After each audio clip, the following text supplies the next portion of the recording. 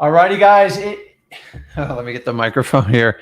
It is Monday night, and tonight we're all going to talk about virtual wholesaling.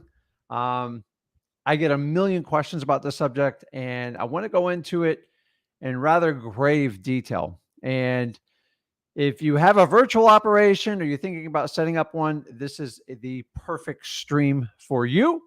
So, those of you who don't know me, my name is Rick Ginn. I am the Rick in Flip with Rick. You guys are familiar with my son, Zach Ginn. He got started in this business just like I did. He did it while I was in high school. I waited till I was in a corporate job in my mid 30s, and I'm here to share with you wholesaling. So, wholesaling is a technique that allowed me to get out of a rat race, become completely financially free. And honestly, I can do whatever I want when I want. It is a very freeing feeling. It comes at a cost. You actually have to put in work. But if you follow exactly what we teach at freewholesaling.com, let me put this up here. Okay. Those of you who are looking to, hey, I've never heard of this before, what's going on? Go over to freewholesaling.com. It is a 100% all free wholesaling course, teach you from start to finish how to get your first deal and up to your first $100,000, but it doesn't stop there. I put my 20 years experience on the line. I put Zach's 5 years experience on the line, and we actually run a 7-figure wholesaling operation. We do it right here in South Florida, and I've been doing this 20 years, and I'm like crazy. I actually love this business. So I want to share it with you. So here's how we work. I've expanded to do Monday nights because Thursday and Friday get so full, and we do one-on-ones. So in the comment section, I want you to use the comments to post where you guys are from, what market you're in, and these are great people to network. Make sure you vet everyone if you don't know them. I can't speak for everybody personally. I can speak for quite a few people I've done business with, but use the comment section to share information. You have a question, put it in the comment section. Now, let me put on the invite here.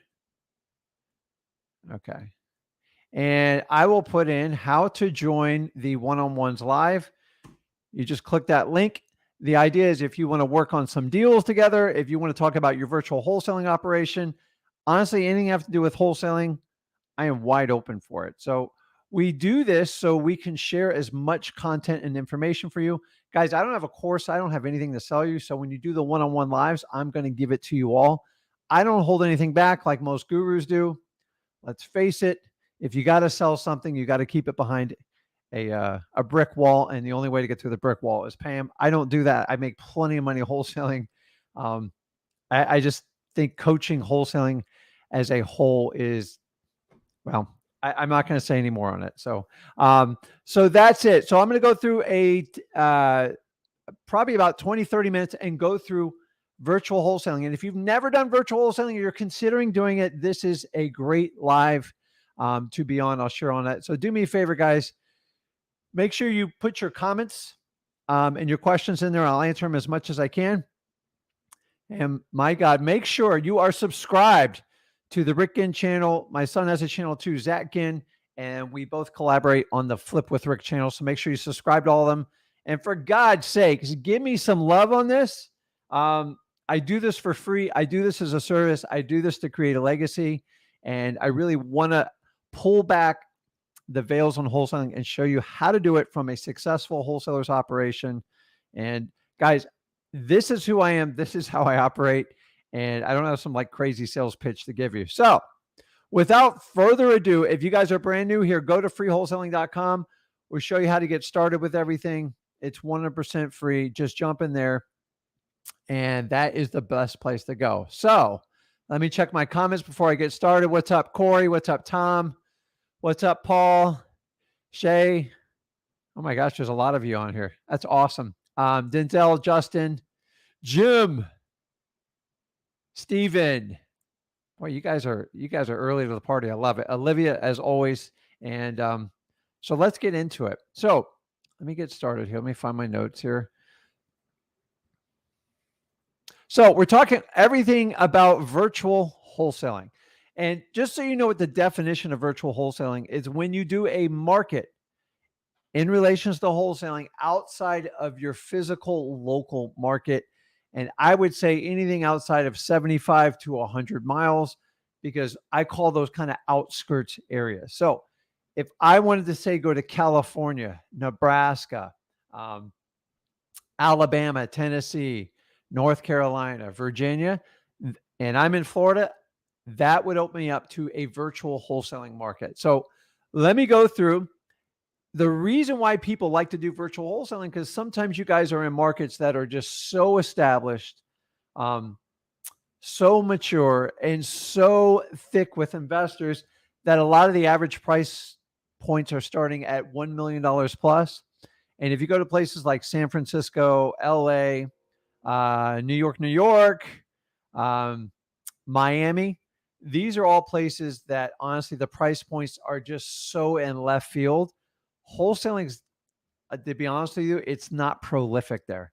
I'm not saying it doesn't work, but the reality of you as a newbie getting started in that market is very, very challenging. And that's why you want to consider virtual wholesaling. I won't spill my coffee tonight, I promise. Although it's like borderline when drinking coffee this late.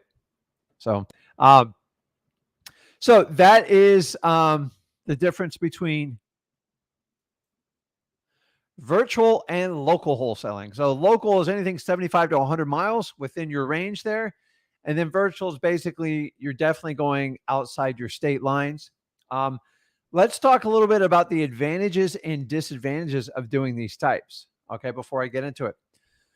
Local wholesaling is always going to be easier as long as you're not in one of these crazily highly established metro markets. As I said, San Fran, Manhattan, Miami, LA, stuff like that. It's just, they're so established and the average price points are well north of $1 million. Wholesaling is not, it doesn't work as well in those. And as a beginner, you almost set yourself up for failure. There's people who have done it, but I'm not here to give you an uphill battle. I'm going to give you the truth on it. There's so many people who sell you a program so you can virtually wholesale anywhere. I'm telling you, those markets I just told you about, you will have massive challenges because most of them, you're going to have the money to close on it. And if you don't have $1 million to $2 million sitting access to that kind of cash, you probably got no shot at wholesaling those markets. So that's why I want you to consider doing virtual market. The local is better because you know the market. As long as you're not in one of those super hyped up markets, because you know what real estate goes for, you know what are the good areas, you know what the bad areas. It really, honestly, all real estate is local. The problem is when you get in those super elevated price points, wholesaling is a very, very minute part of the market. And that's why people look at virtual. So let's talk about virtual. Well, Rick, what are the pros and cons with virtual? Well, the pros are easy. Okay. You can go to any market you pick because you don't have to live there. You're not sending your kids to school there. You just pick a market, and hopefully you're picking a market because you're very familiar with the landscape in the area. You know the layout of the real estate, and maybe you had friends, families, you grew up there, maybe you went to college there, something. And if you do that, then virtual is easier. Virtual can be challenging when you just hop into a market because the first question is like, Rick, which market do I pick? And honestly, if you go over to freewholesaling.com, I teach you all how to do it. The easiest way to do is reverse engineer. Just find other wholesalers that are having success in a market, get on their cash buyers list, find the deals that they're getting in the zip codes, and start homing in on your price points in the zip codes. I like to do it by zip codes. When you see 5 or 6 properties being flipped in a current zip code by active investors, that's a great place to start at. And that's what you want to understand. So it's like, I don't understand like the Northeast with like freezing pipes and stuff. So I don't do those markets. Actually, I'm scared to death of freezing pipes. You guys have scared the heck out of me. But anything like from the Tennessee Valley down and stuff, I love in the virtual markets because I'm somewhat familiar with it. The downsides of virtual marketing is you are not local. And when you're not local, when you have a problem, it's a challenge to visit the property. It also takes on average 90 days to get your price points dialed in because so many of you guys go to a virtual market, you get it under contract. You go, oh my God, it's a smoking deal, Rick. And unfortunately, sometimes I have to tell you it's not. The reason is because you're trying to ration it to your local market. You can't do that in virtual. And I've done that. I've been guilty of it. And you're like, listen, a house for $30,000, how can I go wrong? You can go wrong because that could be the highest priced house in that market. So That being said, understanding the pros and cons in the perfect world, you always keep active in your local market, and then you activate a virtual market. Understand you got to give it 3 months typically to be profitable. And the beauty of the virtual market is if it's not working out, you can always move to another market. You're never completely stuck. The downside is it takes you a while to get familiar with that market. So if you know that going into it, then it can be a lot of fun. So many people go in a virtual market and they quit in the first 30 days. That's the last thing you want to do. You have to have a commitment because it takes time to understand the types of property you're buying, your marketing method that's going to work. Remember, every market is different, and it takes time to dial in the prices to find out what really is a great wholesaling deal. So for that reason, you want to get going on that. So we've already talked. I just let the cat out of the bag on how to find the best virtual market. It's just reverse wholesaling. Find wholesalers that are having success, the ones that like to brag, the ones that keep their ego and everything, the ones that don't vet their cash buyers list, which is 90% of wholesalers, and just take advantage. If it doesn't cost you a dime and they've already done all the groundwork, they've spent all the marketing dollars, guys, I'm just telling you, if it's put out there on the internet, it's for your use. There's nothing illegal with it. Go ahead and use it. I don't do this method anymore, so people can't duplicate what I do, but they still do it anyways because everybody knows where I'm at. So you're all welcome to come to my market. It doesn't matter to me. I've been here 20 years. I ain't going anywhere. So, so now that we know where the best virtual marketing is, the next thing we need to do is talk about the ARV. Okay. So if you don't know what ARV stands for, it's the after repaired value. That's a house that's in prestige, in perfect shape. And you got to figure out what that price point is because that is the optimal point a property should always sell. It should get its highest value there. And for that point, most rehabbers want to know what that number is so they know what their total potential and profit is. So ideally, in a virtual market, you want to stay below $300,000. Average price point, and the city population has got to be 40,000 plus. Why? Because if you don't have enough of a population, it's much more challenging to sell these properties. And guys, keep in mind, you are not local in a virtual market. So I'm trying to stack the decks against you. I'd like to see 50,000 plus, but we find anything 40,000 or below, it's always a challenge to sell a property in a virtual market, especially when you don't live there. So 300,000 or below. And what you need to do is find out what the average price point in your market is. And you want to stay at that or below. 300,000 is the max, because once you go over 300,000, you can get in over your head on a virtual market. Remember, if you're just starting this out, I want you to contract the properties that have the highest probability of selling quick. That's why I give you these two rules on that. Okay. So our next one is, hey, Rick, how do I attack the marketing for these? And guys, it's not going to be a whole lot different on how I teach on doing your local market, because you need to get in there and find the most motivated people. So once you find your target zone, the zip codes, you did your reverse wholesaling to find out what market you're going to attack. What you want to do is go after government lists. Why? Because number one, they're free. And number two, they are usually going to point you to the highest motivation. Now, the challenge with this, getting these lists in a virtual market, the down part is you can't drive your car and go to like these local government offices and get these lists. So you're going to have to work by email and phone. Occasionally you have to recruit someone locally. You guys know I'm always going to preach to overcome resistance. You got to smash it up with persistence. You will get a lot of no's on these, but if you can get these lists, it's going to point you where motivated sellers are. Remember, wherever there's smoke, there's typically going to be fire. Government lists are dynamite. They work very well. They've never changed. We're not going to go anywhere, guys. These are going to be probates, eviction lists, divorce, pre-foreclosures. The list goes on and on and on. It's endless. Okay. If you want to learn more about it, go to freewholesaling.com. I'll show you how to do the whole thing. So, okay. The next one is Zillow Fizbos, self-explanatory, for sale by owner. Getting that list. It's a great list to pull off, especially if you're brand new and you don't want to spend a dime. It is exhausting. It is taxing, but I'm telling you, tons and tons of people get deals from it. And if I was starting out today, I would work it. And even if you don't get a deal out of it, you are going to sharpen your skills as a wholesaler.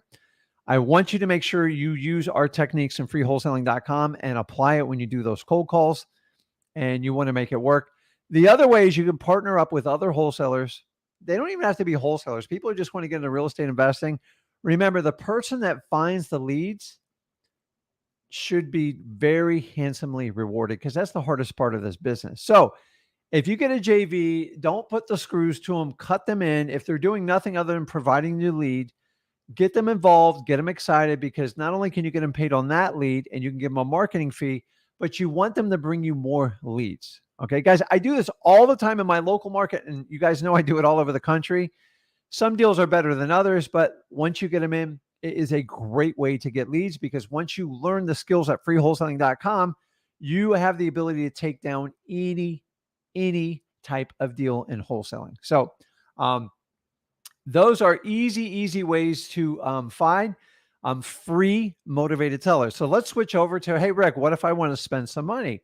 Awesome question. So we're talking everything about virtual wholesaling. If you guys just jumped in right now, and you can rewind it because this is all recorded for you. So the paid ones, you can go to listrei.com, you can go to zachdata.com, and you can either use batch or you can use PropStream. Either one, we don't care. Find one that you like. They both give a free trial version. By the way, we're the only ones that offer both, because we believe in fair competition in businesses, and we actually use them both. And we like each one. Each one has their specialties. So you guys can check it out. Okay. In there, you can go and find lists, and a lot of them, you can pull up to 10,000 motivated seller leads per month. And then you can filter your list. You can find properties with high vacancies. You can do high equity properties. What else can you do? You can do liens. You can do zombie properties. It's endless what you can do. You can even find foreclosures in there.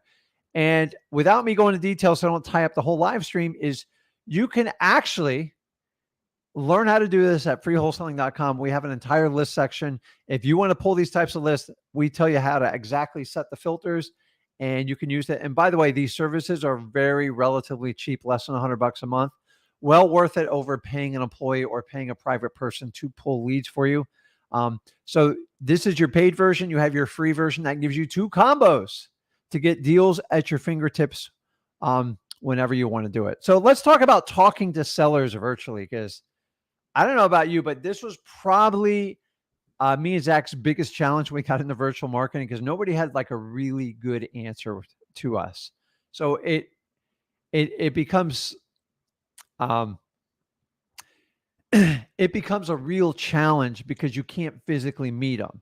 Now, for the most part, I would say 70%, probably 60% of sellers, if I had to take a local and a virtual market, I could get away with the phone, only because I have a lot of skill set and I spend a lot of time with it. You guys are going to be a little bit less experienced in this arena. So I'm going to give you a quick little skill that works very well with virtual wholesaling. When they go, hey, Rick, when you kind of come out and look at the property. Okay.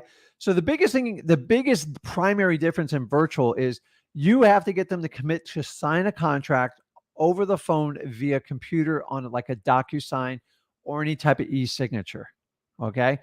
And a lot of the biggest responses, they said, well, Rick, I'm not really comfortable till you kind of come out and look at the property. And honestly, if you get that, a lot of you just go, oh my God, how do I overcome this? And you instantly think you got to hire someone locally to go out there. So here's what I want you to say when they do that. And so like, okay, John, hey, John, you know what? That is a great point you make. And let me just tell you how our business operates. So I know that you're serious, and we look at a lot of properties, and we don't waste our time, because every time we put contracts together, we do our due diligence, everything, it costs us a lot of money and time. So what we've decided to do, how we operate our business, is I'm going to send you a DocuSign. You sign the contract. And once you sign the contract, I'm going to schedule someone come out there and look at the property, usually within like 3 to 7 days. And that way we can already start the paperwork rolling on your property. And that way we can get it closed quickly. Does it sound fair? And simply is saying, this is the procedure in our company. I have to get the contract signed first for me to move forward on it. Okay. It's a lot different than locally, because if you're local, you can just hop in your car and solve that problem. Virtually, you really can't. Every now and then you get stuck and you have to hire someone to help you out. But I don't want you hiring somebody on every virtual appointment. Okay. So just tell them my company's process is to get the contract signed first, to make sure you're serious about it, because it costs us money to pull the title, have our staff work on it, and then I'll come out, take a quick look at the property. I'm sure it's going to be fine. And then we'll get the ball rolling on everything else. It's that simple. Guys, that is the biggest obstacle you're going to have to overcome virtual investing. And if you know how to say it just like that, and by the way, use the words that fit your soul. Like you're like, hey, okay, I get it. Like that's it. Blame it on the company's policy and it's much easier. Yeah, it might be just you at the company. Listen, I was the Rick in Flip with Rick for the first 7 years. Okay. And it worked. Now, I didn't do virtual investing when I started out. I graduated to doing that. But if you're going to do it, please take that little tip. It works out wonderfully and it'll help you get past that objection. It's probably the number one objection you're going to get for virtual wholesaling. Okay. Now, the next tool is like, Rick, do I have to use my cell phone? No, I'm telling you right now, what you want to use is what's called a virtual phone number. Okay. Some people call them VPNs. I know there's other words for it. I'm not a tech guy, so don't take me down that rabbit hole. But simply just using, ready? Google Voice works very well. You can call anybody on your computer. It acts as an auto dialer for you. You can even pick the area code you want it to go from, so it looks like you're local in that area code. If you were in a 978 area code, you can dial back from a 978. You can pick your number out on Google. Make sure you remove the Google Voice setting. Like this is Google Voice. You can get rid of that. And I got to tell you, I just wait for one day for Google to hit me over the head with that. But I've had a Google number since, I want to say 2010, 2009, maybe in 2008. So what is that? Like 12, 13 years, it ain't going anywhere. It works well. And the really cool part about it is if you miss a phone call, it will transcribe the message for you. Guys, T-Mobile, Sprint, all these other services, CallRail, I have them all. Vumber, they charge an arm and a leg to do this. Use Google Voice. It'll at least cover one of your phone numbers. It's free. Get in there. If you don't have one, go in there and save one right now. I imagine this option is eventually going to be removed. Okay. The next one is you have to locate a local title company. Okay. It's so important you have a local title company. So the title company has to reside in the state where you're doing your virtual business. And preferably you want it near the county where you're doing it. You're probably going to do 2 or 3 counties within that area. And for that reason, that's what you want to do. If you want to learn more on how to find a virtual title company, it's all at freewholesaling.com. But the easiest way is basically go on a Facebook search and then look for investor groups in what city you're doing. So if you're doing Atlanta, Georgia, put in investors Atlanta, Georgia, and then look in the threads of the post there and look for a title company they do business with. And you'll see a common thread. Look for a company that's familiar with doing assignments, that understand that you're working remotely. And once you find them, just work with them, tell them what you're trying to accomplish. And it's quite easy. I know you want to use your title company back in your home state, but that doesn't work in virtual investing. Please don't do that. It's not going to work. Find a local title company in the area you're doing business with. Okay. The next one is how to close sellers over the phone. Okay. So the biggest thing is getting their commitment to sign the contract. Once you get the contract signed, honestly, the biggest part of your objections is going to be over it. But I'm going to handle objections just like I would if I did it locally.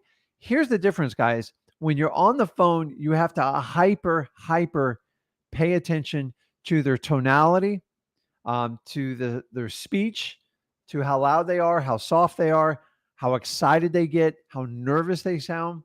And you have to really listen. So make sure you're in a very, very quiet room, like an office setting. Make it nice and quiet. Make sure the kids aren't screaming. Get the dog and cat under control because it's challenging because you can't physically see them. I know you guys, well, I can do a face-to-face. That's rare. I'm just telling you, it's rare when you do those.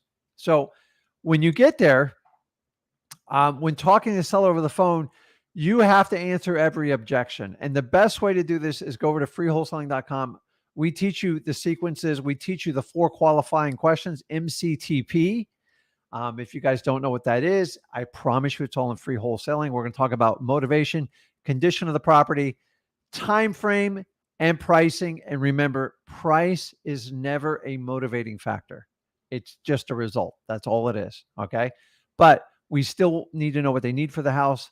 So remember, the only difference in virtual as far as local is you're closing everybody over the phone.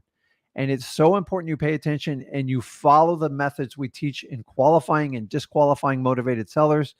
Remember, guys, remember the cardinal rule. If there is no motivation, there is no deal in wholesaling.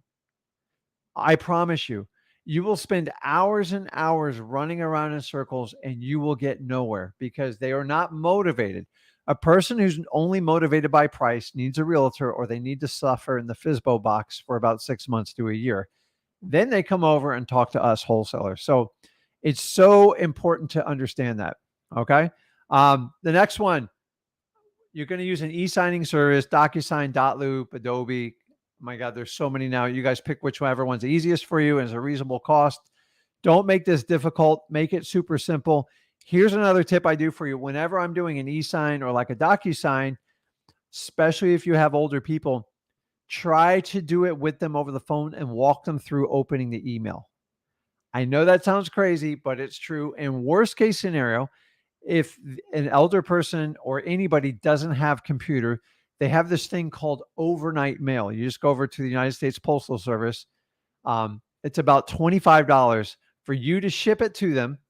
You put the contract in, you put a sticky note on the whole thing, and then you put in the package a returned mail back that the post office will put that in there for you. And then when they sign it and they put it in there, you can track it and you know exactly when they drop it. You usually get back a day or two later. Now, if that doesn't work, if it's just too complicated for them, offer a mobile notary. Okay. And guys, these mobile notaries are everywhere. You can go to notary123.com. You can look up in any city, in any state, and you can find a mobile notary, schedule it. It's usually anywhere from 50 to $100 max, depending on how much of a rush job you need. And the really cool thing is you can email them all the docs, tell them where to sign. They'll print it. They'll go physically get it signed. They'll get it notarized if you need it. And then they will mail you the packet back. So you have 3 options to get any deal signed. There's no barriers to do this. Just make sure you use it. Don't get so stuck on a DocuSign like you wait. We do about 20% overnight, and we probably do about another 10% in mobile notaries. And then the other, we try to do e-sign because that obviously eliminates a lot of the hassles we have in it. So find those services. They're really like cheap. You don't need a fancy one, just a simple one that'll work for you, and do it. Now, when it comes to hiring someone to take pics of the house, well, what do I need pics of the house? You need to get some sort of marketing material to get an idea of the condition of the house so you know how to price it, because that's the biggest question your cash buyers are going to have. So the easiest way to do it is find somebody on Craigslist, Facebook, Instagram, whatever social media you want to use. Find someone local, preferably a retired real estate agent, maybe like a part-time Uber driver or a DoorDash person, and then make sure they have a camera, preferably an iPhone, because the iPhone typically takes the best pictures and it's easily transmittable. Guys, if they don't have an iPhone, like they're one of these Android people, I used to be an Android, I converted over to iPhone, but even if they have like one of these great iPhone, like Samsung ones, which are really high quality camera, and you have an iPhone, set up a WhatsApp app and it will send you the file much cleaner. You'll have no issues. There's somewhat of a mess between Android and iOS. Like it's a very tiny pixelated picture. So if you have that problem, just get the WhatsApp. It's completely free, and send the videos and the pictures on that. And it works really, really well. And don't forget to have them taken video too. Okay. And by the way, the video, 9 times out of 10, we have the seller take the video for us, as long as they're not too elderly and they don't have like a flip phone. They can take a video, they upload it to like a Google Drive, make it simple. I tell them 2 minutes or less, because if it's like a 5 or 10 minute file, usually the video is very long, and some people don't know how to upload a Google Drive to that link to do it. So a lot of times if you do it 2 minutes or less, you can actually email that file, and you want to keep it as simple as possible. Okay. The next one, how to find cash buyers virtually. Well, I'm here to tell you, it's not a whole lot different than what you're going to learn in the local market. And for that reason, you don't have to worry about that. So the easiest way to start out is really start in your Facebook groups, um, and just go in there and search for landlords that, honestly, I like to look for, I'm looking for landlord groups. So you can go. So once again, if I'm in Atlanta, I'm looking for a real estate investor group. Once you find it, you join it, you answer their 2 or 3 questions, and then you just keep searching groups like that. And then you will see, hey, I'm looking for a deal here. I'm looking for a deal there. Looking for cash buyers in your market. You're looking for cash buyers in your market. So don't search in your local market. It's not going to make sense. Make sure you go to the market that you're working in. Facebook groups is probably the best way to get the most amount of cash buyers. You can scrape their emails, you can ask them for their phone number, and for that reason you can build a large cash buyers list real quick. The second way you can do it is you can jump over to listrei.com or zachdata.com, and you can pull cash sales for that area for the last 6 months. You can go back as far as 1 year, and you can pull that list. Understanding we have market conditions changing, so a lot of those old buyers might not be up to date on the new buyer standards, and you want to get the most up to date information as you can. So I would probably cut it back to 6 months, if not even 3 months. Okay, because remember, somebody 6 months or a year ago was paying a lot more than they are today, and you're going to have that issue when it comes up. So we're looking for like new, fresh buyers. Don't forget, go in places and look. Craigslist, Facebook Marketplace. Look for landlords that are trying to actively rent properties in the markets and where you're doing virtual wholesaling. Why? Because they're always looking to add more rentals to their portfolio. I'm always looking for more rentals in my area. I buy from local wholesalers if the number works, which is very rare. We just kind of go out and get our deals. But if I'm in a virtual market, I would probably be very happy to buy something from a wholesaler that would actually make financial sense. So you want to collect your cash buyers on there. I'm going through my list here. I'm trying to make sure I hit everything. So how do you walk cash buyers through virtually? This honestly, there can be a little bit of a sticky, tricky one on this one. And this is where a lot of newbies get messed up on it. So say you get a property under contract, you lock it up, you got a great deal. You've taken pictures, the sellers helped you with videos, everything. You've got 3 or 4 people and they want to take a look at the property. Okay. Awesome. That's a great problem to have. That's what you want. So number one, you have to assess, first of all, is the house vacant or is it homeowner occupied? Meaning the person lives there and resides there. First off, if the house is vacant, it's a piece of cake. Just send them there. If you want to hire someone locally to babysit them and walk them around, usually a retired real estate agent or someone like that, or a former property inspector or property manager is perfect for that job. The hard part is if it's homeowner occupied, what do you do? In all fairness, the best way to do that is to try to find somebody locally and pay them between $50 and $100 and have them escort those buyers. And usually what you do is stagnate the buyers about 30 minutes apart. So if I had 3 buyers coming by, I'm going to set up, like an hour and a half window. Okay. And I'm going to let the seller know I'm going to be there for, roughly like 2 hours looking everything over, inspecting it. Now, half the sellers will go, hey, I'm going to leave. I don't want any part of this. That it kind of annoys me. And the other half is like, they just want to sit around and just kind of check things out. It's their house. They have that right. When the cash buyer comes, you meet them at the front door. Make sure you know exactly how many people are showing up to look at the property. So when you vet your cash buyer, say, listen, okay, Susie, you're coming over at 1:00. I just want to confirm it's just you showing up. Sometimes she'll say, hey, listen, I'm bringing my contractor. What's your contractor's name? Write it down. It's important because if Susie wants to show up with 4 people, you're in trouble because you cannot control the conversation. Okay. The most important thing is know how many people are coming. Make sure they honor the time slots. Tell them not to come early. They won't be there. Buyers like to come early all the time, by the way. That's why you want to spread them out at least a half hour. And when you come in, your number one priority is meet them at the front door. Say, take a quick look around. You got 5 minutes. The seller's in there. Please do not speak to her. She's very sensitive about the selling of her house. If you speak to her, I'm not going to sell you the property. Walk through the house and I'll meet you back at the front yard. Please do not talk to my seller. That's it. That's the most important. And then your job is to get them started, get them down the hallway, and you go sit with your seller. You guard your seller like a fine wine. Don't let anybody touch her, open her, do anything with it.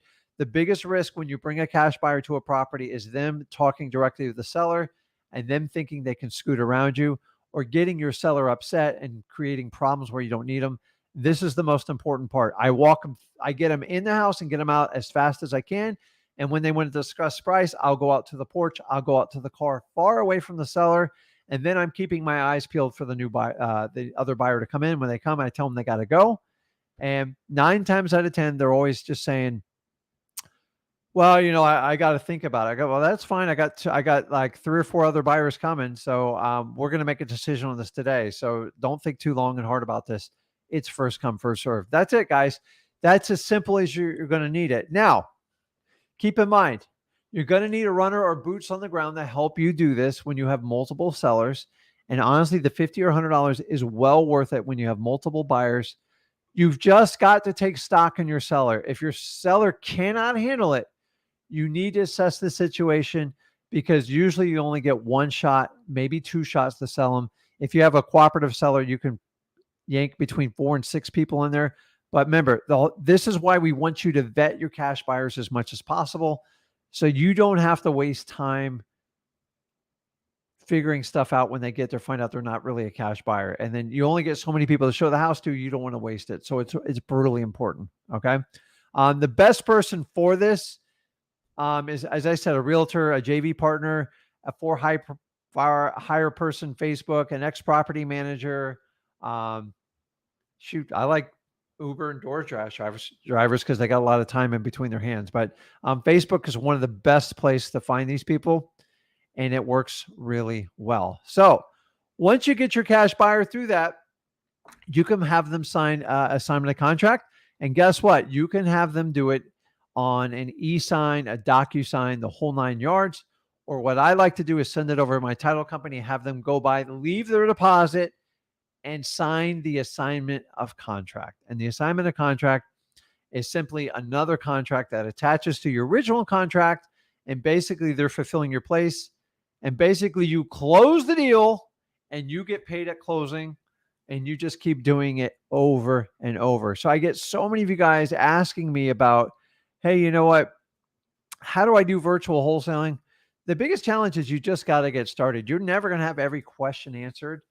I love people who pick markets out that they're somewhat familiar. Maybe they lived there for a few years. Maybe a family member lives there. And if you can get some help, oh my gosh, it's even better. It is phenomenal if somebody has the lay of the land for you there and they kind of know it.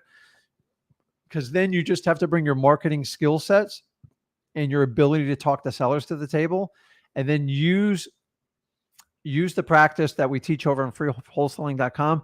And I said, guys, wholesaling is not complicated. I don't know why everybody makes it like it's so challenging. You got to pay me $5,000 to figure it out. It's a joke. It's not. I'm telling you guys, I just had a guy who got in the course, got in there in 2 weeks.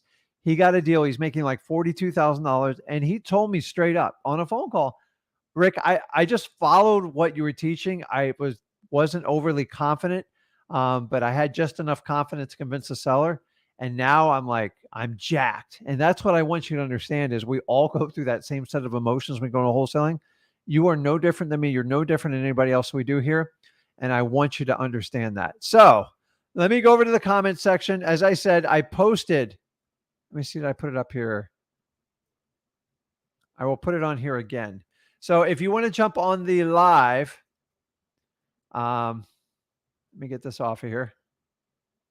I don't know how to make a sticky post, but I posted it in here because I will take questions as long as I have people to ask questions. And remember, there's no bad questions, guys. I don't care. I put the link in there, and I want everybody to get started in wholesaling. So let me check the questions here. Corey, I'll pull you on in 2 seconds here. Hold on.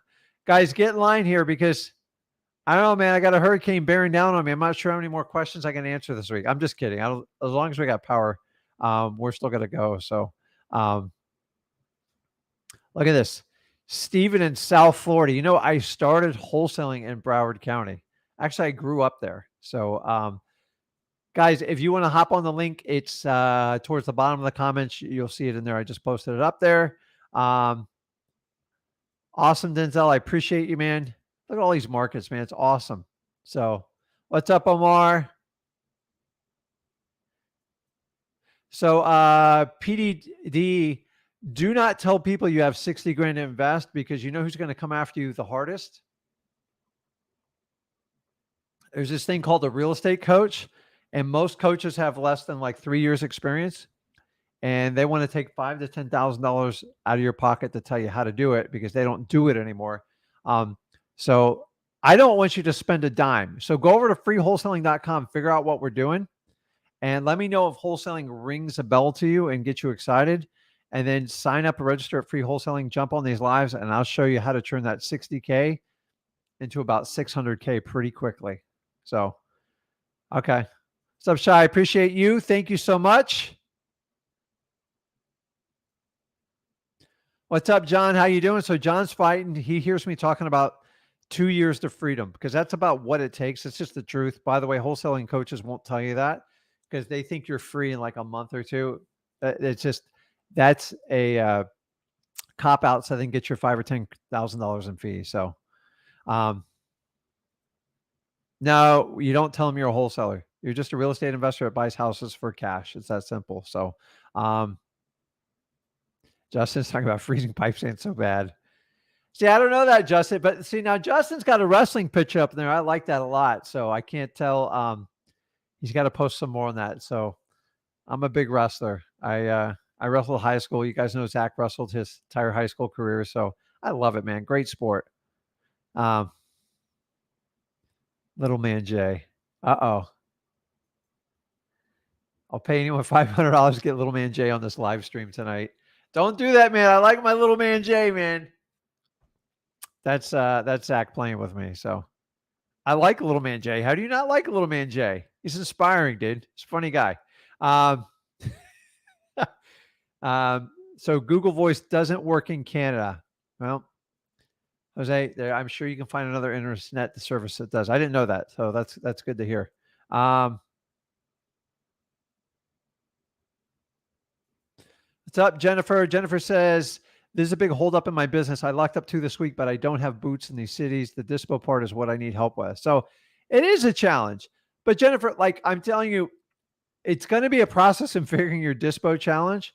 And I lost a lot of deals, me and Zach, when we first deal it. But once you figure it out, then it gets easier. That's why I tell everyone it takes like 3 months to be profitable in virtual wholesaling, because you're not familiar with it. You don't have boots on the ground. And for that reason, you just got to fight through it, and you just got to overcome it with persistence, and you'll get there. So awesome.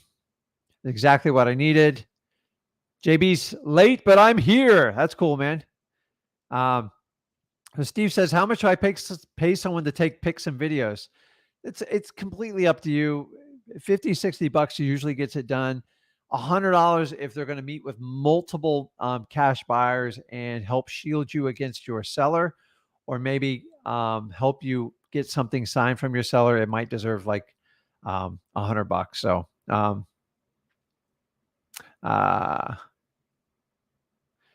what's up, Olivia? Olivia says, on a co-violation, when it says vacant, pre-foreclosure, long tall grass with tenants, does that mean it's a hoarder property?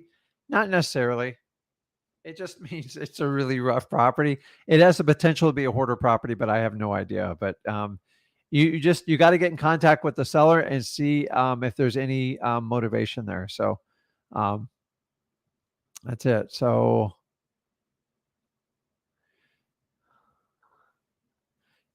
okay, he's back. I'm all in wholesaling, been watching for a while. How do I invest in myself? Dude, simply start at freewholesaling.com, and then why don't you jump on this mastermind, and we can just share it, and we can talk publicly about it. I promise you, I won't embarrass you, dude. I've been in your shoes before. Dude, you're young. I want to help you out. I showed my son how to do it. I can show anybody any age how to get started in wholesaling. So you guys, wholesaling is not about how smart you are. We're all taught about like book smart. I'm here to tell you, the smartest person wholesaling usually doesn't make the most money. It's the person who takes the most action and is extremely consistent and builds their confident muscle. They absolutely destroy it in wholesaling. I don't care what your IQ is. Honestly, most of you can crush me in an IQ test. I know I didn't do well in the SATs. I didn't do well in school, but I always knew I was going to make money. I just had to find the vehicle. And if wholesaling resonates with you and it's dynamite, see, I made wholesaling when I was completely broke. So the 60,000 is great. I want you to set that aside. I'd like you to take some of that money and go attend like a Tony Robbins, a UPW, and one comes close to you. It's less than $1,000. It's a great investment. That's all about your mindset. And they work on you 4 days with just trying to program your mind. Or if you don't have the time or the availability to do it, just go pick up a UPW book. It's about 600 pages. It'll change your life forever. The man thinks so far outside the box. He's helped my mindset. He's helped Zach's. And he's probably the best single communicator in the entire world, in my opinion. So I love what you're doing. Just do not advertise you got 60K out there, because I promise you there's people on the stream that are looking to take your money, and they're just like salivating. You got to understand, guys, wholesaling with me and Zach offering this free wholesaling, it's freaking out the wholesaling community because we've ripped the veils off. And you can't say I don't have experience doing that. Me and Zach got over 25 years experience, getting ready to go on 27. We're at another 2 years here. Nobody can touch what I do in wholesaling. I know it for a fact. Nobody. Zero. Okay. Awesome. Michelle, yes, you can wholesale pre-foreclosures. Actually, one of the easier ones to do. Dealing with the pre-foreclosures, that's a whole nother topic. So, but it works really well. So get Justin here. Russell, for 12 years, man, I got a late start. Us Florida boys, like, we don't figure it out till like late middle school and high school. So, dude, like, you're right up my alley. I'm a giant. Me and Zach love watching the UFC. And I will tell you though, Justin, wrestling's probably the one sport that will train you for wholesaling better than any other sport, because the minute you just think you're a superstar and you can beat anyone else, somebody always steps up to the game and crushes you. And you always feel like you're out there alone, and you constantly have to be disciplined and trained. And I love wrestling for that. And I think more young men should do it today, because we're losing that competitive experience. So the competitive part of wrestling is awesome for wholesaling, although the only person you're ever competing with is yourself. So, so you probably kill me and pin me, but I don't wrestle. I tried wrestling Zach once and it didn't end well. So, but I'm up there, man. So awesome. I'll see you know how to join. Let's go. Okay, Corey. Corey, you there? Rick, how you doing? Hey, what's going on, man? No, long time no speak. So guys who don't know Corey, Corey's been around. Actually, Corey got here kind of when we got started. Really got going at the beginning of this year. And dude, he's like out in the stratosphere on his own. Like, he's way past Trying. yeah. So so you guys know, the whole idea of free wholesaling is to get you started up and running, get your first few deals under your belt, give you that confidence, and get you to your first 100 grand. And after that, you can come like Corey, just flap your wings. And now Corey's got my cell phone. Don't ask how that happened. But like, I love to do business and talk to people that like really hustle in this business. So me and him like talk maybe every other week. And you know why? Because I love people like this. So if you guys want to become like Appreciate Corey, that. dude, I'll talk to you all day long. Like, I like live, eat, and breathe this stuff. It's not an act. I don't do it for coaching, because you guys know I don't charge for coaching. So I must have some sort of sickness or disease that love wholesaling this much. So You're a sick what's man, going Rick. on, You're man? a sick man. I just wanted to stop by and drop some motivation on the chat today. That deal I talked to you probably about a week ago or so about, after I went through the buyer walkthrough, we closed that one today. That was our biggest wholesale deal ever. The check after the double closing fees was just a little over $64,000. I walked away, I got a partner, so we split everything 50-50, but I got a check for myself for $32,048.50. Dude, that's awesome. I mean, that's just, oh yeah. And then roughly, when did you really get started in wholesaling? Like, when did you really like start? I started just doing the research and everything and watching y'all's content in probably mid-November, but I got my first deal in January. Yeah. So basically end of last year, and now he's already there. Yeah. And then I'm telling you, Corey, the really cool part is you are 1 year away from being so financially free. You're going to freak out, because you've just started. Now I look forward to make payments. You got money set aside. He's figuring out like how to do some paid for marketing. Him he's fortunate enough to have a really good business partner, which is tough in this business. I always tell Yeah. people, like, I went solo for 7 years. So, and by the way, I had multiple partners. It didn't work out. But Yeah. I'm tough to work with, and I know that up front. Meaning, it's just I Yeah, it's just demand a that lot. unique situation that we both have the same goals, aspirations. Our why is exactly the same, Yeah, and we're just both all about taking action. Like if we're not calling, looking for leads or doing something, we just can't sit idle knowing that yeah. there's money just floating out there. So I remember when I went through wholesaling, I go, man, if I could just have 10 grand sitting in my bank account, I would Yeah. like, I would really be impressed. I remember I put 10 grand in. I showed my wife, she's looking at me. She goes, "Oh, well, can you do that again?" I go, "I think I can." I came back. I did it 4 more times. And then, we put about 15, 20 grand after all expenses, everything paid. She's like, wow. And then Yeah. I remember at the end of that year, I was getting close to where you are. I go, man, if we just put 100 grand in it, like 100 grand, I will never ask for anything else. Yeah. I remember putting 100 grand in, and my wife goes, "That's impressive." Now I'm what? thinking, like, man, it's hard to impress you. And it's like, and then Yeah. all of a sudden it's like, she used to come to me. She's like, the account's getting like, it's getting down to like the low 100,000s. I'm like, and now it's like, I don't know, like, here I am like 7 years later, and now it's just like, it's insane. It's like, I Rick, have we're so many we're business, we're so getting many ready to dip accounts. below I'm a just million like, dollars. We yeah, need to you do some just keep deals. adding zeros. And I like, and Yeah. I run with a group of people, an organic mastermind. I don't do paid for masterminds because all they Yeah. do is like rub each other's back and tell you what you want to hear. But every one of these guys, if you have like less than 10 million in a bank, like, you feel broke.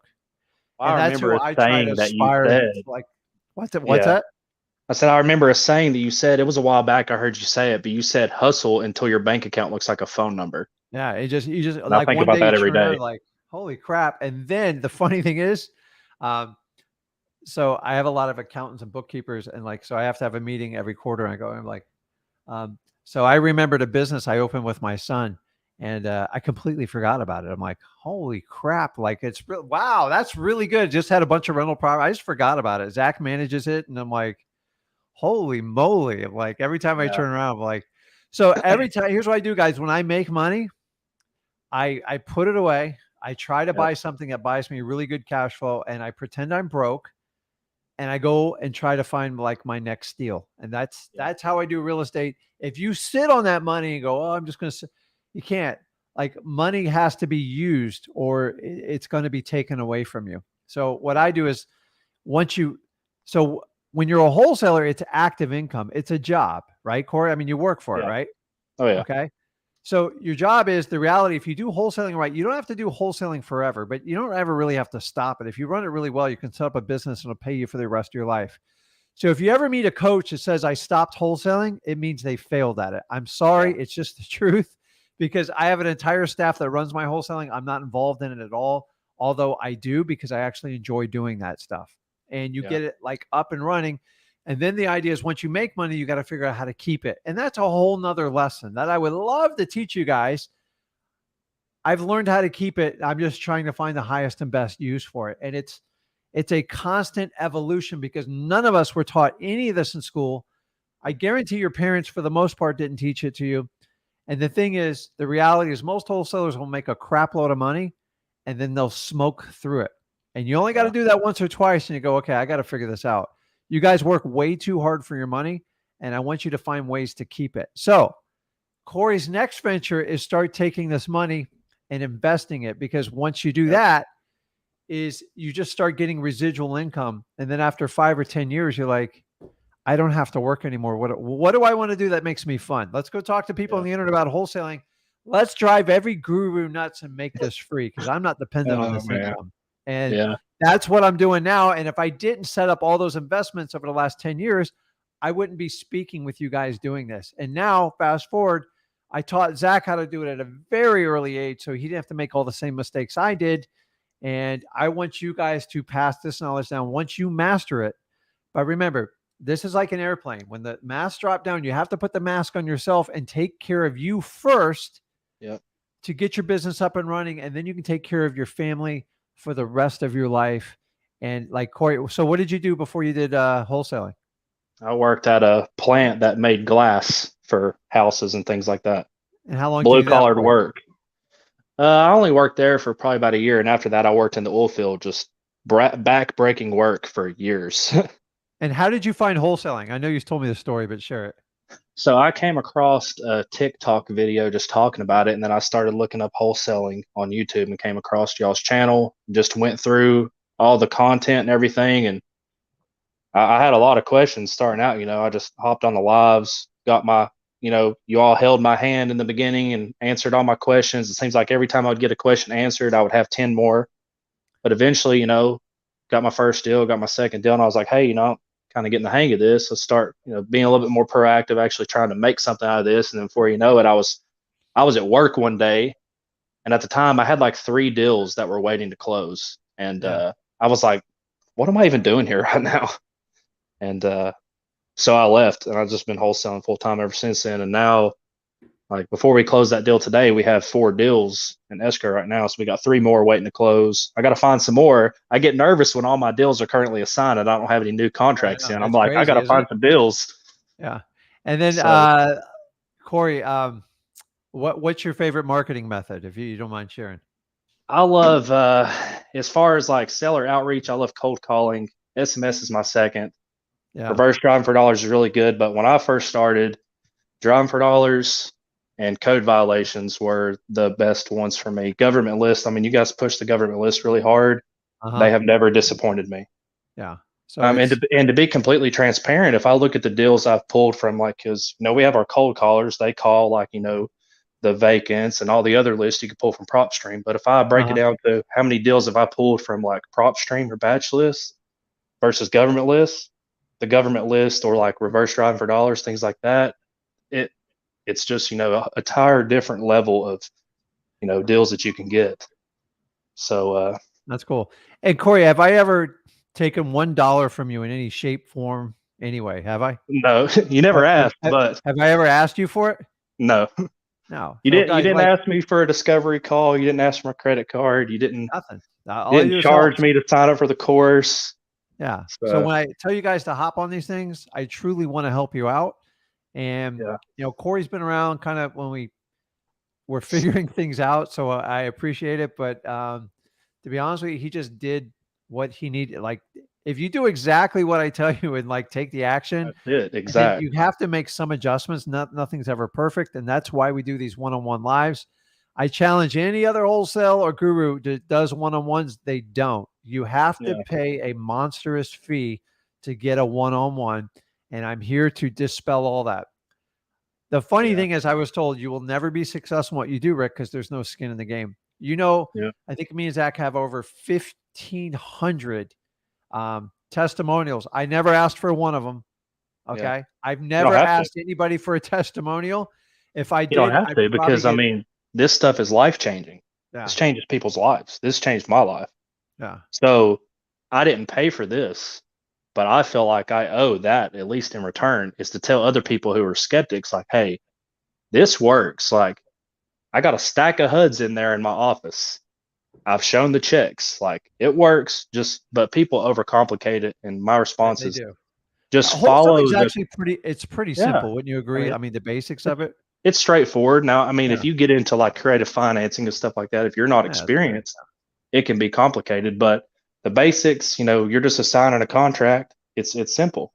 Yeah. You find a property that somebody else wants to buy for more than what you got it under contract for. So if you But guys see Corey in the comment, you can ask him questions. Don't ask to pay him because I got Corey to commit to my system.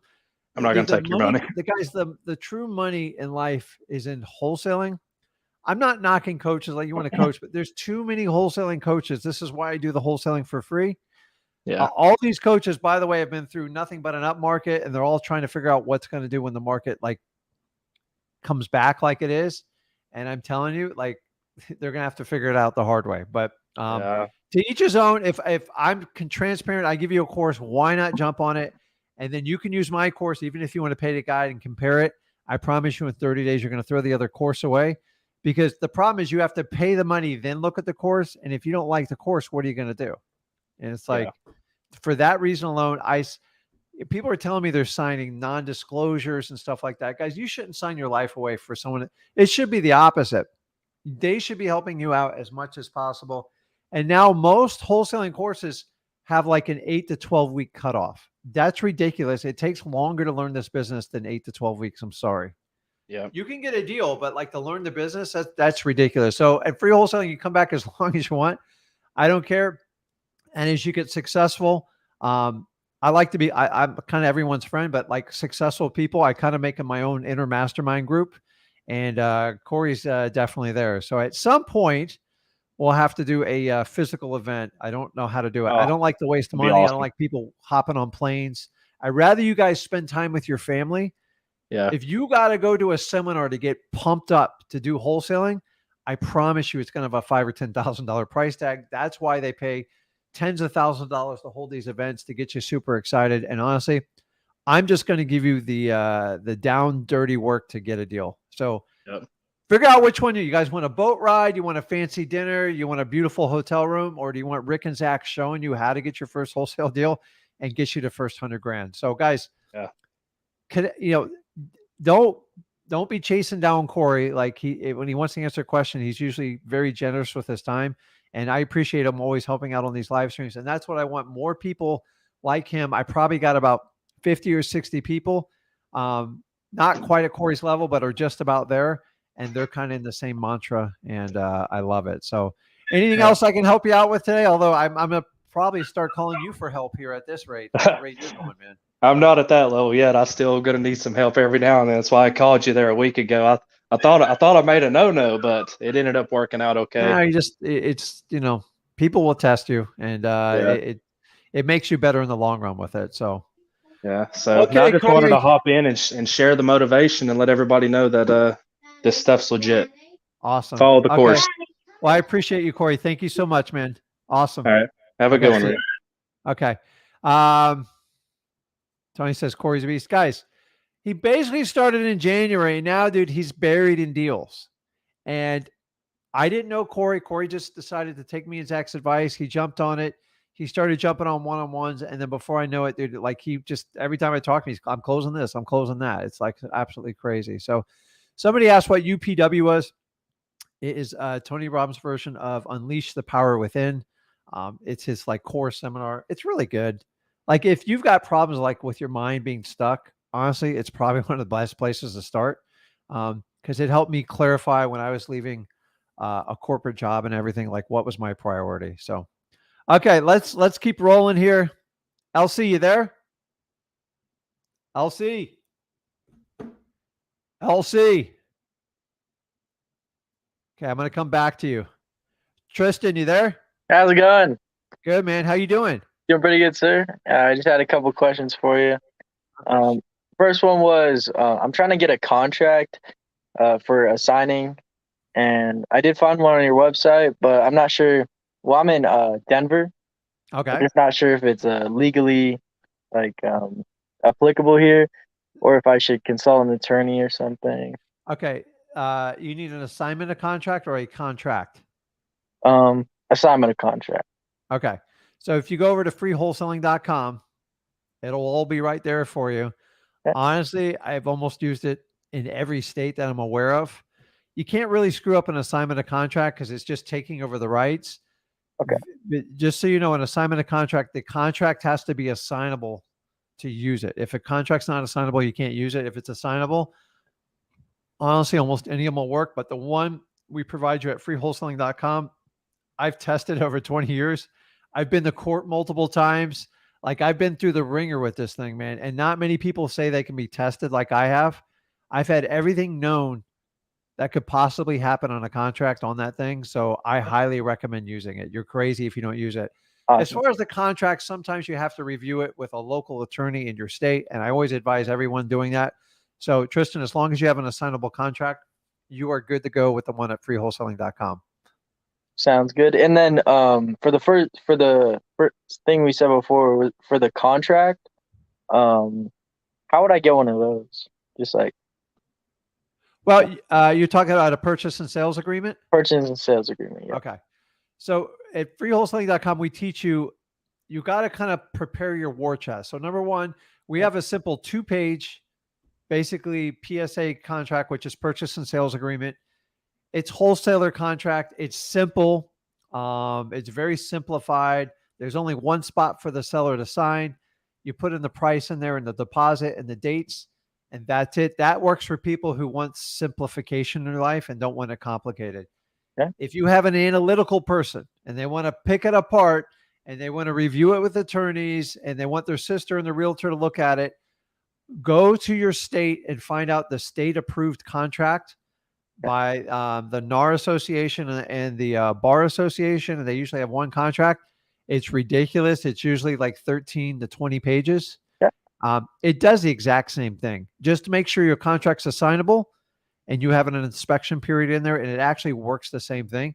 It just goes into like 15 pages of scenarios like, what if you disappear? What if the seller dies and all this other stuff? Most of that stuff's handled anyways, but just know your seller. So if a seller is highly analytical and you know you're going to have to deal with an attorney, use the bigger, fatter contract. Sounds good. And my third and last question is, I was just wondering how I pull a government list. Do I go down to government office to do that, or can I do it online, you think? Well, you could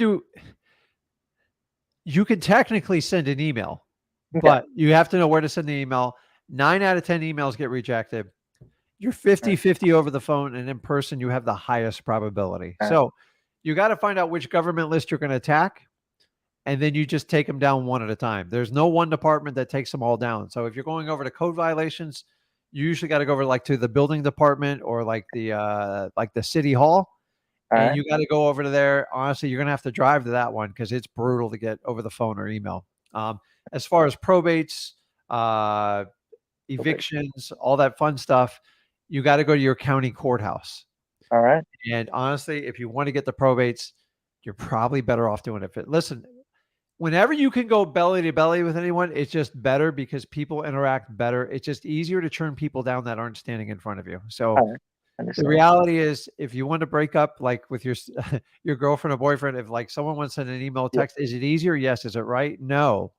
And you got to understand these are people. So their boss says anybody who asks for it, just tell them no, and most of them will go away. If you overcome the objection twice, they will typically give you what you need. Remember, these are all public records. They all act like you can't have it. BS. Like, just be nice with them. So if you have the ability, it's local, go in person will make a tremendous difference, because a lot of people start with email, then they start with a text and then a phone call, and they always wind up there in person. Like, Rick, I should have just gone there in person. So that's what I'm going to advise you to do. I'll try that. Well, it was great talking with you, Rick. Thank you so much. Awesome, Tristan. Thanks, man. Okay. Elsie, you back? Elsie, I'm going to go once, twice. I got some eager people waiting, man. Okay. I tried, man. I tried. Tay, are you there? Hey, yeah. Can you hear me? Yeah. How you doing, man? I'm doing very well. Thank you so much. And thank you for you and your son providing us with all this content. I just started getting into all this a few months ago and came across your site a few months ago.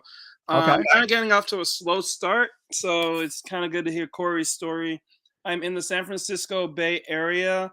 Wow. I was just there. Yeah.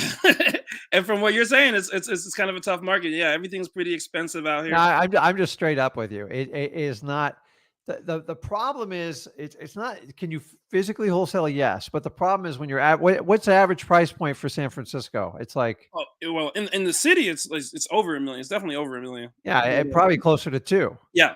So the problem is when prices get so high that the wholesalers just kind of go away, because it's all done through brokerages and agents, and they're all very sophisticated sellers and buyers, and that's the reason it doesn't work. But San Francisco's been like that since the 90s, though. It's not. This isn't like something I remember people talking about in the 90s when I was a teenager, and I didn't understand it. Now it kind of makes sense on it. So, but I tell you up front, you could do a deal in San Francisco. I have a friend in San Francisco, and he's a wholesaler, but he's very advanced. And he started back in the days when, the average price point was $400,000 or $500,000, which was way back then. But he takes the same skills that I do, and he does it The only difference is he knows every broker, he knows every agent, and when a deal pops up, he moves fast. He's got a lot of cash.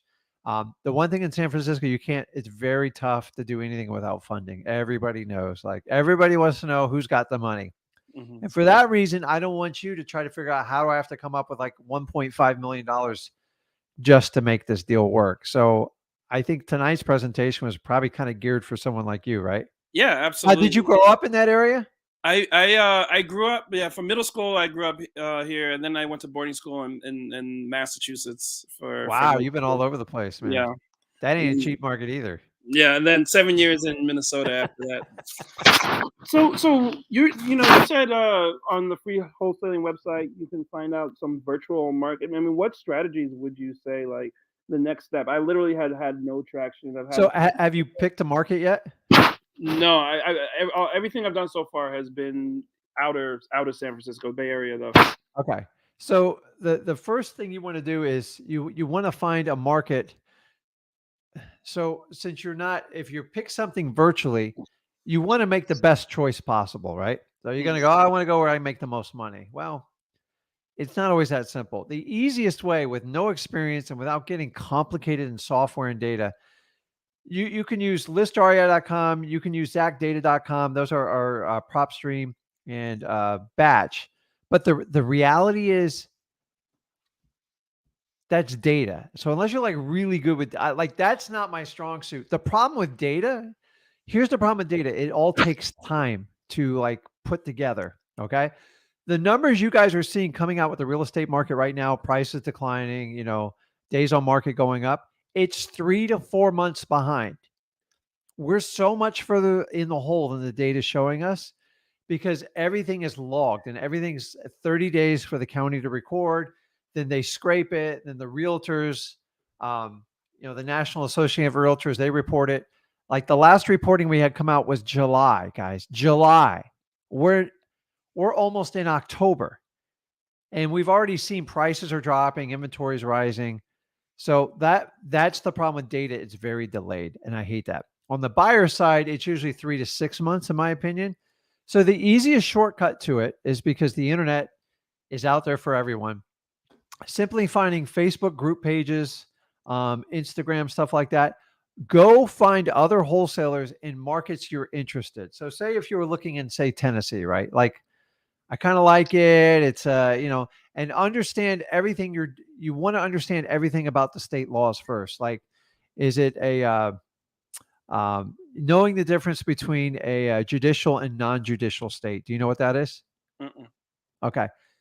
Simple. It's you guys want to know it. It doesn't make a judicial state, meaning for someone to take the house away, you have to have a legal court proceeding and they have to go through and foreclose on you. So state of Florida is like that. A non-judicial, like the state of Georgia, it's kind of like when you buy a car. If you finance it, the bank holds the title. Mm-hmm. So in Atlanta, like when you in Atlanta, Georgia, when you don't pay your mortgage, they just file a motion and they don't have to go through a lengthy foreclosure. And it's houses like 3 months they're taken away. In Florida, it takes a year. And when it got really bad, it took up to 4 to 5 years to get them back. So little things like that. And then non-disclosure states versus disclosure states. That tells you what the prices of our houses are. A non-disclosure state makes it a little bit more challenging. There are ways around it, but it's a pain in the butt. And just kind of knowing the layout. Does it snow there? Do pipes freeze? Is the population growing? Is it shrinking?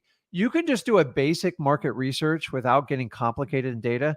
Simple things, looking for Home Depots, Lowe's, and like Starbucks, they tend to follow where the people are going. They spend millions and millions and millions on data. I don't want to spend it. So once you do that, you find it, and then you go, okay, these 3 cities look interesting. So say you find 3 cities. So start searching. So if you're in Tennessee, look for investor groups, and then say, if you're looking in Memphis, Tennessee, I don't know anything about Memphis, guys. I've been there. I don't know anything about it. And then just put in Memphis and real estate investors, and then you're going to find investors posting deals in there. Now you're going to do a little homework on that investor, see if they're active, see if they're buying a bunch of stuff. Look at the zip codes, get on their cash buyers list. Now go find and see if anyone else is doing the same as that person, he or she. And then what you do is you go, okay, he's having success there. She's having success there. This guy just started 2 months ago. He's got 5 properties. They're all in the same zip code. Like, I'm not a rocket science. The beauty of this data is it's fresh. It's current. It's not 4 months behind. They are actively marketing a property. Now, and someone tell me, well, I think that's illegal, or like no, listen, if you're going to brag on the internet and let your ego get the best of you and you don't vet your cash buyers, shame on you. Okay. And just use it, because it won't cost you a dime to do it this way, Tyler. Like, I do it all the time. All my virtual markets are exactly how I tell you. I get people upset with me, but like, sorry, maybe you guys keep your mouth shut a little bit better. And like, you shouldn't be throwing all your properties out on the internet like that. So get signed up on a wholesaler's cash buyers list and look for tendencies. And when you start seeing them cross, go, okay, I think I got something here. Why I like that is because they're marketing today and they're selling today, and you're getting data fresh. When you get it from services, it works, but you're making like stuff shifts all the time. And the problem is data is dated. So if you get it from like realtors, if you get it from list services, it's usually 3 to 6 months behind on average. And that's my problem with it. Like, I've had that problem before. So when I go out and get like real data, and I get people pissed at me because I think you're copying what I'm doing. I'm like, dude, if it's on the internet, like, there's nothing you can do. Like, and that's why I always tell every wholesaler, if you lose your ego, you can do a lot more. And then you'll learn when you start doing a lot of deals in there, you're not going to throw it out on like every Facebook group, because you know people are going to do exactly what you do. And that's the problem. So I'm telling you, if you use that technique, it is phenomenal. It's like, it's so easy. You and me could go on right now. I could find you 10 markets with my eyes shut. It's so easy to find. And you'll see tendencies on all of them. Okay. The downside of the virtual markets is it usually takes 3 months to dial it in and get it somewhat profitable, because you don't know the values, you don't understand the area, and you're trying to figure stuff out. Once you get familiarized, just like when you went from San Francisco to Mass, it's like a whole different environment, a lot of snow there. You had to figure out like how to dig out a drive. So like, and you're not used to it. It's like, oh my gosh. Like, I went to San Francisco thinking I would enjoy like a little cooler weather. It was freezing there in July, June. I don't understand why it's so cold there. I had to get one of those cheap San Francisco sweatshirts and walk around like that. It was embarrassing. Absolutely. But man, it is cold there at night. It is. I mean, I'm a Florida guy. Like, we're sweating as soon as we walk out, take the dog out in the morning. I'm covered in sweat at 7 a.m. It's like, and I enjoyed it, but man, it got cold, man. So it's like, so as environments change, you have to change with it. So the beauty of virtual is like, you don't have to go there, but there are a lot of obstacles. You just got to work your way through them. The first thing you do is you got to find it. And this is the exciting part. It's kind of the easy part. And you could just like have like a look at it. You watch football at all? Mm-hmm. Okay. NFL. I'm terrible at fantasy football. I'm beyond terrible, because I'm one of these, like, I commit to a team and that's what I follow. So my friends and actually my sons got me involved in fantasy football, and I don't get it because I need certain things to happen in the game tonight, but God knows it's not going to happen. Like you research and you pick out like which QB is going to score, and you get like the one defense. It's the same strategy. Go, listen, I like this state and this state because of this. Now let me go confirm the data. And then once I find fresh data, it's on, man. Like, once you find it, it's so easy. It's so easy. And it's there's plenty of reports to tell you which markets they think are overvalued. Now you can go like turn blue on the internet with it, but have fun with it. Make it like a fantasy football draft and go just pick 2 or 3 markets. And then the beauty of it, when you decide on a market, always have 1 or 2 backup ones and then test it small. Don't go in large, test it. So if you were drilling for gold and you had like a 100-acre property and you know nothing about it other than someone told you it's good, you're better off paying a guy to drill like 50 test holes and see if there's any little bits of gold in there before you bring in all the heavy equipment and spend millions of dollars.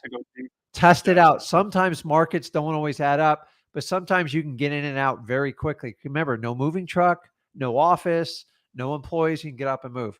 I've had to move markets before. Like, if they stink in the first 45 days, it's usually not going to get better, in my opinion. So once we find 1 or 2 and like we feel like part of it is your confidence, and that's a big part of it. And you go from there.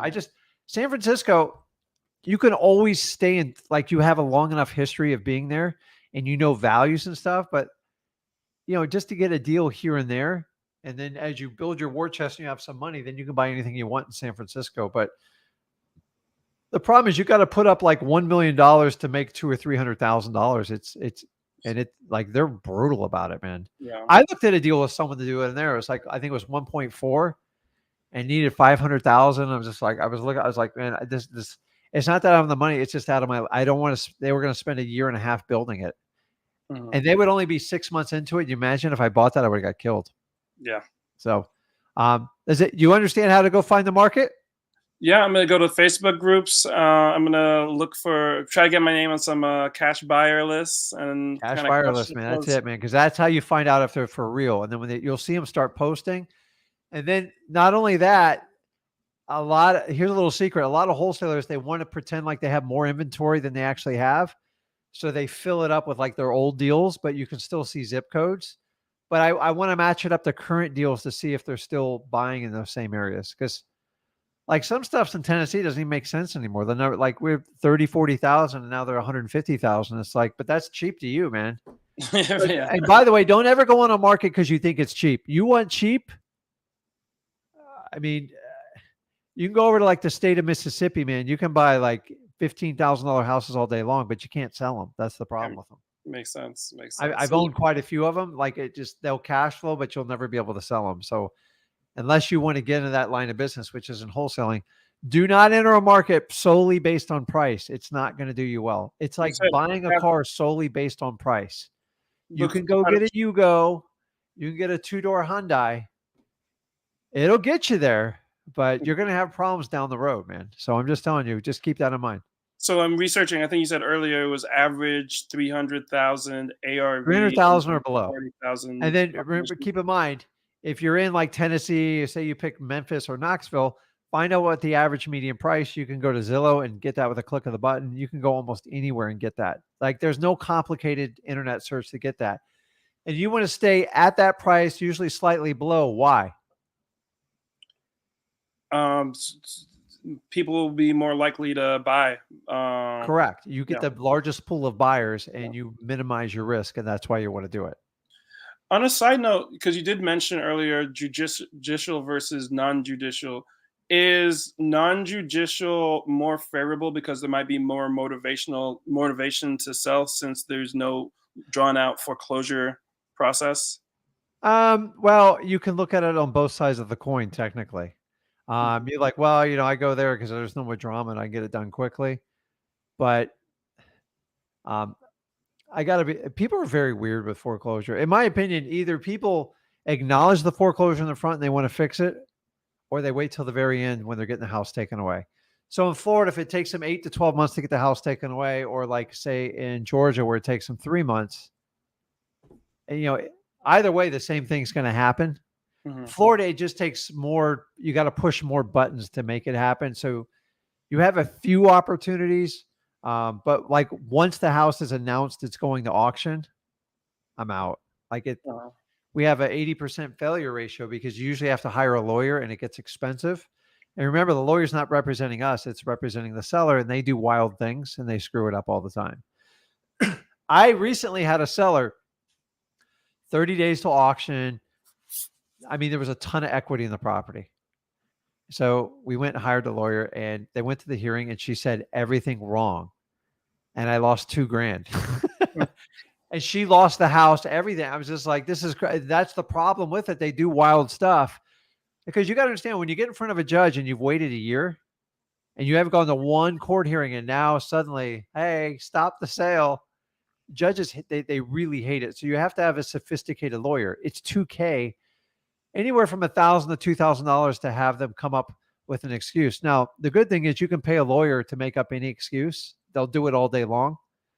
But I don't know. I guess you do have a good argument there.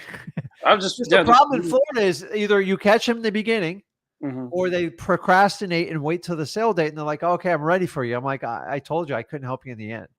Gotcha. And that's the problem. So I don't know. I guess you got a point there. It's you just get a little bit more time to market people, I guess. But it's crazy. After they get their first and second notice, they just ignore it all the way to the end. They think they're going to live there for free. I've met people, I swear to you, I've met people I haven't paid a mortgage in 10 years and they just started to get foreclosed on. They're like, Rick, you can't give me a better deal than what I have now. I go, you got a point. Yeah. You got a point. And I say, listen, what if I can Exactly. negotiate where the bank will pay you to leave? To like, and then, but so here's the downside of like a judicial state is sellers will manipulate to stay in the house for free as long as humanly possible because the cost of living is so high now that could be an interesting development over the next year or two, especially with the market declining. So I don't know. Either way, I'd have to get some people's point of view on non-judicial states to have that argument, but I'll keep it alive for future view. Consideration. And then maybe in the West Coast, you said Tennessee, but would I want to like, would it make a difference? I guess not since it's virtual, but would I want to like focus on like Seattle, Portland, like at least like somewhat You got to go do the research. Although they have some high price points over there, but like once you're virtual, it doesn't matter. Okay. If you go 100 miles or 2,000 miles. So don't let proximity like dictate what you do. California is the number one state where people do virtual. Like they live in California and they do the rest of the United States. I had a gentleman, if you want to go back and replay Friday night, he's in South Africa with very few tools, flipping properties. I want to say in the Virginia area. Wow. Very little, like barely gets the English language. And guys, this guy gets it from the other side of the world. So like if he can do it, like you should be able to just knock it out of the park. And I'm just telling you, I got guys from Sweden. I had a lady from Jamaica the other day. I know it seems challenging from California to do that, but like you are in the United States, so you do have an advantage and you should fully take advantage. You should get really excited researching your markets and just go out there and tear one up. Gotcha. Pick the right one though, because you got time. Take your time. Take a couple weeks to find it. Don't wait forever. Set a goal, set a deadline. Go, I'm going to have it by this date. And then just go research everything. I don't care. Listen to other people's lives, get information from you. But when you get on their cash buyers list, they can't really lie anymore. Like they're not going to waste their time marketing a property they don't have control of. Okay. Well, thank you so much. Okay. Have a good one, man. You too. Stay warm. Will do. Okay. See you, man. Okay. Ezekiel, you there? Hi, yes. Can you hear me? Yes. How you doing? Good. I just had one question for you. I'm going through all the information now, and I just wanted to know about the formula that you're supposed to use to calculate an offer. Okay. Have you been over to freewholesaling.com? I have not. Okay. So here's one I want to do to be fair about you. Okay. How long you been, are you just starting out in wholesaling now? Yes. Okay. So what I want you to do is go over to freewholesaling.com, real simple, register there. They won't charge anything and just go all the way through it. I go through it in complete detail. And I don't want to tie up like 15 minutes at the end of it. Here's the thing is, I want you guys to understand, a lot of you are hearing this 70% rule. I was taught that in 2003. Okay. If you operate under that rule, you're going to get killed in today's market, even in a declining market. So a lot of people, I just buy everything 70 cents on the dollar minus repairs and you'll be fine. Like that's like saying, if you buy a Rolls Royce for $10,000, you'll be fine the rest of your life. Of course, you are looking for a unicorn for the most part as a wholesaler doing that. It's just the truth, guys. The biggest problem with 70%. So if I give you 70%, that's a hard number. But what about the ARV? You know what the ARV is? After repair value. Correct. That's all like the biggest manipulation of this market. So if you stick hard to 70%, what most people will try to sell you a property, especially another wholesaler, is they just raise the ARV. And before you know it, you're paying 85%. You just don't know it because you don't know what the real value is. So go over there. There is no hard set 70% rule. I walk through the philosophy on like how to get a litmus test on where it's going, because at the end of the day, it's what the buyer will pay for the property. The unfortunate part in the last 4 years, you could put anything under contract. You could put it 95 cents to the dollar, and you could probably have someone pay you $5 or $10 grand over. That was just an anomaly, and it's not going to happen anymore for a while. So I don't want you doing that. So go over to freewholesaling.com. There's an entire situation for valuation. Go through it and then come back on here. I'm on 6 days a week, and I'm happy to help you out. Okay. Thank you so much. Okay. You got it, man. Okay. Romel, you there? Yeah, I'm here. I just had a question for you, Rick. Put a smile on that face, man. Okay. Long day? Yeah, I'm just sick right now. Okay. It's okay. Uh, I was gonna ask you. I called my clerk of the court office to ask for a probates list, but Okay. they told me that they didn't have a specific list, that they just had individual cases, and that I would have to come in person to look at them. But I'm not. It's a virtual deal, so it's like in North Carolina, and I'm in New Jersey, and I don't Okay. know Where are you located? New Jersey. Okay.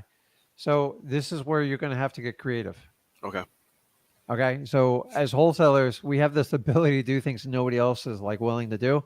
I don't want you to get in a car or do anything, but try to cut a deal with someone that'll help you get access to the list locally. Okay. And try some sort of barter. Like, I'm not trying to get in like your position, but I had to do this for one particular county. I did it with a lawyer. By the Okay. way, all lawyers have access to all probates for the most part within the state they reside in. They practice law. All right. It's a little expensive, but that's the only way I could get one on my list. But see if you can call in a favor, see if you can trade with someone, see if someone go by there once and just help you out. Get them a gas card or do something like that and see if someone can help you do it. That's the only challenge with virtual is when you want to get these government lists, they are a real challenge when you don't go and get them physically. They do this on purpose because think about this. If everybody called and emailed and got that list, it wouldn't be very effective at all. Like, it's just the truth. The reason why they want to stop it is they're going to tell you we need privacy, and they'll blame everything on the pandemic, by the way, which has nothing to do with it.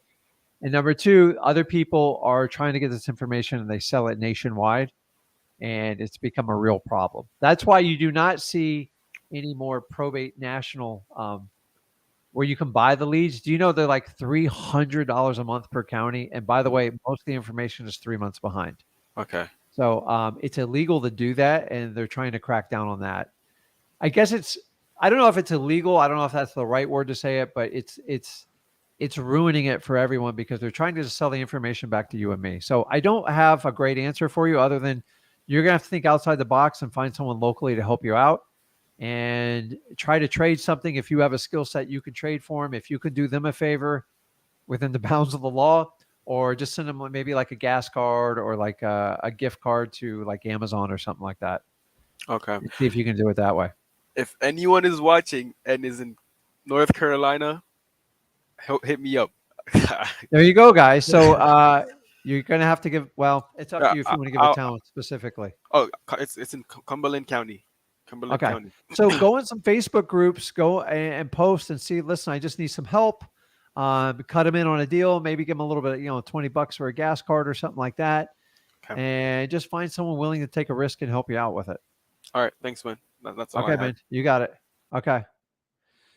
So guys, let me go to the comments online here. I did make it out of San Fran. San Fran's cold, man, there. It's crazy, man.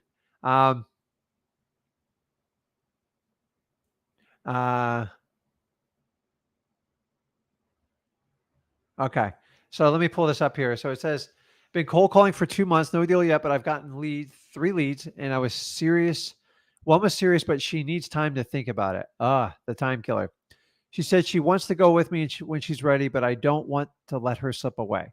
So the only thing you can do is stay in constant contact without driving them nuts and find out what it is that's going to push her over the top to make her decision. So a lot of times you say, well, I'm waiting for my daughter to get the house ready in North Carolina before I leave. And then I'll say, listen, when do you plan on doing that? And then I'm looking. So right now we're in September, the end of September. So we're getting ready to wrap up 2022. I would start saying, listen, is the goal to get it done this year? And remember, okay, you're not moving into the house. So if you're not moving into the house, you can potentially enter into a contract with them now. And then in the special addendum says, once the seller is ready to execute, I have a 7-day right of inspection to decide to move on with the contract. So try to lock the property up under contract now and give them plenty of time. So what if you wrote a contract now and gave them till January 1st or even January 30th? Find out what date makes her comfortable and just give it to her. And then that's a seed you can come back and reap in the future. Remember, you're not moving into the property, and it's one of the best ways to take it down, in my opinion, because she gets it set in stone. And also, I would tell her, prices are dropping. So I think it's an incentive for her to get moving. But and remember, if she waited 6 months, say she waited 6 months, you still have the right to go back and look at the property. If the market is completely different, you can easily renegotiate. It won't be a problem. I'm telling you, I do that stuff all the time. So guys, do me a favor. If you're new to my channel, make sure you hit that like button for me. Make sure you hit that subscribe button at Rick Ginn. Visit my son's channel, Zach Ginn, and we are on Zach will be on tomorrow at 5 p.m. Eastern time. And we'll be on Wednesday, Thursday, Friday, Sunday, and back Monday. Guys, 6 days a week. You know how to get us. I absolutely love wholesaling. I want you guys to be successful at wholesaling. There's no reason why you guys have to go through all this crazy stuff to get started in wholesaling. Just go over to freewholesaling.com. We'll show you how to get it done. And guys, I appreciate you, and I will see you tomorrow.